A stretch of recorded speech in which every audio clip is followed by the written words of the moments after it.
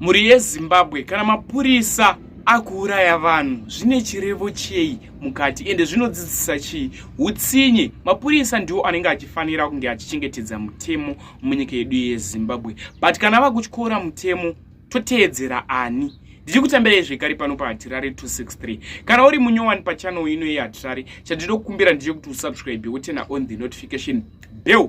Nyando nezvemuzuva ranhasi inyaya iyo yaitika kuChegutu yemusikana uyo anga ane 16 years. Mwanasikana uyu anga arasirwa vabereki vehukama vake pamba amai vake pavanga vaenda kubasa. Amai ava vanga vachishanda kusiri kuChegutu zvichireva kuti vanga vachishanda muHarare. Musikana uyu asirwa vabereki ava anga ari iye mwana pavana vadiki pamba achiti iye nemuzukuru wepamba apa ane 17 years.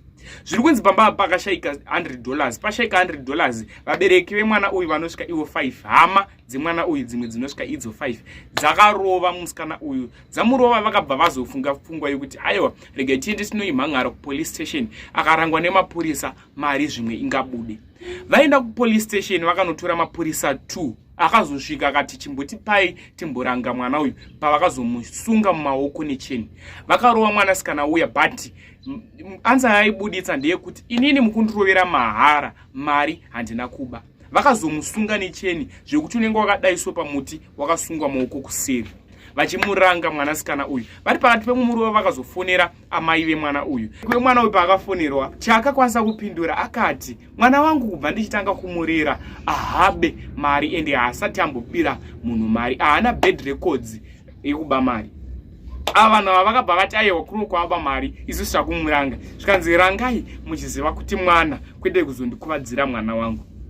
Vakakontinya vachirova mwana uya uya, ndo mutauro uri kuita iwo nyakurova. Vakakontinya vachirova mwana uyu, vakamurarisa pamuti uyu mumanheru iyawo, vakamusunungura mangwana makuseni, vakamurova zvekare apa anga akutadza kunazotaura nekufamba. Pavakazofunga pfungwa yekuda kumuendesa kuchipatara, vakaona kuti vamuendesa kuchipatara, vakabva kuti kuchipatara kuite tinozonyanyobvunzwa kuti mwana uyu akuvara sei ende chii chaita kuti mwana uyu akuvare, tinosungwa. Nemapurisa aya 2 aitopawo mazano ekutoti kuchipatara tinosungwa, handinai kumasowe. Pavakasvika pamusowe wekutanga vachida kushandirwa, vakawana muprofita weipapo asipo. Page 2 muprofita weipapo futi asipo. Page 3 ndipo vakasvika vachiwana muprofita aripo.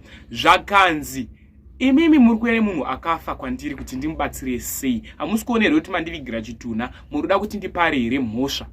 Vakabva vatenderera bva vadzokera kumba mapurisa 2 nevamwe vahama dzemwana uyu dzinosvika idzo 5. Pakasvika kumba vachinoisa mwana mumba, mwana akatisiya. Ndinokumbura kuti zvotofuka comment section kutaura kunoku mapurisa aya 2 nehama dzemwana idzi 5 vachizvireva kuti ivo 7, 5 vasungwa vari mumaoko emapurisa, 2 havasati vawanikwa vakatiza. Asi mukadzi uyuyu, amai vemwana uyu, vari kutoshaya kuti voita sei. Hanzi mandiurayira mwana nekuda mwana wangu ari mupenyu, handisi kuzvinzwisisa. After izvi zvaitika, mwana uya muzukuru ane 17 years akabatwa ari kumashops achida kutenga foni, achitsvaga chenji $100, akatenga foni ye$70, akadzoserwa chenji ye$30. Ende mutengesi akatengesa foni uyu akazobudisa pachena kuti mwana uyu anga nemari yakabatana inosvika iyo $100. Naiye mukomana akabva abvuma nekuti akazobvuma ationa kuti munhu afa.